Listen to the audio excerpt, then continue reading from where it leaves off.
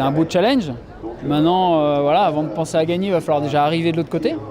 Donc voilà, on va déjà s'efforcer de faire une belle trace. Puis il y a 5 petits concurrents qui veulent tous me battre. Donc voilà, il va falloir être bon. Le niveau est très relevé. Ma plus grosse satisfaction sera d'avoir les 6 bateaux à l'arrivée l'autre côté. Voilà, ça voudrait dire voilà, qu'on a su passer les aléas météo et la mer difficile et que les bateaux ont réussi à traverser en bon état. Et ça sera un beau challenge pour la classe Multi 50. Alors même si les autres me mettent l'étiquette de favori, ça veut dire aussi qu'on a bien travaillé toute l'année, qu'on a réussi à continuer à faire évoluer ce bateau qui a 9 ans maintenant. Et voilà, on l'a renforcé, on a mis plein de belles choses pour qu'il continue à aller vite. Les résultats de cette année ont fait que voilà, effectivement, le bateau va toujours aussi vite. Donc voilà, maintenant c'est à moi de bien l'utiliser dans cette route du Rhum pour l'amener en vainqueur de l'autre côté. C'est 94-98 avec le doublé de Laurent Bourgnon.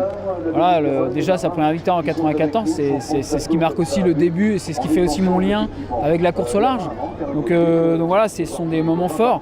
Maintenant, c'est aussi 2002 avec l'hécatombe, parce que je travaillais déjà dans une équipe à l'époque. Et puis forcément, la victoire en 2014, elle sera ancrée à jamais comme un moment juste mémorable et juste magnifique que j'ai vécu avec cette arrivée en Guadeloupe.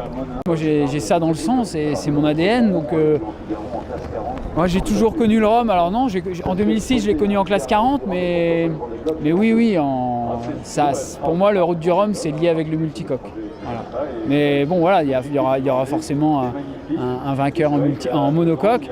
Il y a un super plateau en classe 40, il y a un super plateau en IMOCA avec des super bolides. Mais oui, forcément le multicoque ça reste inaliénable avec la route du Rhum.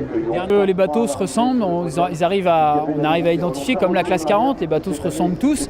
Et voilà, donc là on arrive à avoir un plateau qui est homogène, c'est pour ça que ça attire. Il y a le niveau sportif qui a augmenté. Les bateaux sont un peu plus sympas avec les foils maintenant. Voilà, on a su un peu, je dirais, rendre un peu sexy cette classe Multi 50 qui n'était peut-être pas il y a quelques années. En tous les cas, ça donne des bateaux vraiment plus aériens et beaucoup plus sympas. Et je pense que voilà, les skippers qui sont venus ces dernières années ne s'y trompent pas et ils profitent à fond de ce que leur procurent les sensations du multicoque.